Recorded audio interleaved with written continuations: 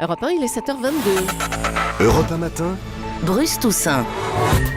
Il a une puce à la place du cerveau. Voici Guy Birenbaum pour Vue du Net sur Europe 1. Bonjour Guy. Bonjour à tous. La libération de Florence Cassé montre bien comment les réseaux sociaux sont devenus le lieu de l'expression des émotions. Oui, les grands événements font l'objet de commentaires en temps réel sur Twitter et sur Facebook. Chacun y dépose sa petite parcelle d'émotions. Le tout donne un torrent d'émotions collectives. On l'a bien vu au moment du verdict avec les flots de Cassé libérés qui ont déferlé simultanément lorsque les juges ont décidé cette libération.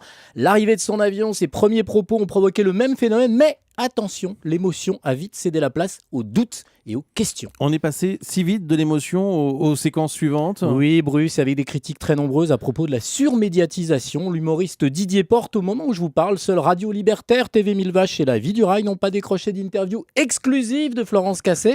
Un politique comme Nicolas Dupont-Aignan explique joie pour Florence Cassé, mais indigestion médiatique. L'ex-ministre Dominique Bussereau parle même de récupération médiatique. Dans le genre ironique, je vous conseille d'ailleurs la lecture d'un papier sur le site parodique le Gorafi.fr, pour Figaro Gorafi. Son titre dit tout, un homme affirme ne pas avoir d'avis sur l'affaire Florence Cassé. C'est logique quand même qu'on la voit beaucoup. Oui Bruce, mais hier soir après la journée Florence Cassé, beaucoup d'internautes étaient saturés. En même temps, dans les commentaires des sites d'information comme sur les réseaux sociaux, ceux qui râlent, ils sont scotchés devant les mêmes images qui passent en boucle puisqu'ils les commentent. Que critiquent encore les internautes ? Alors certains s'interrogent sur l'innocence de Florence Cassé et ils sont plusieurs centaines à réexpédier ce tweet de Maître Eolas. Attention, la Cour suprême n'a pas reconnu l'innocence de Florence Cassé. Elle a jugé que le processus légal était vicié. Point.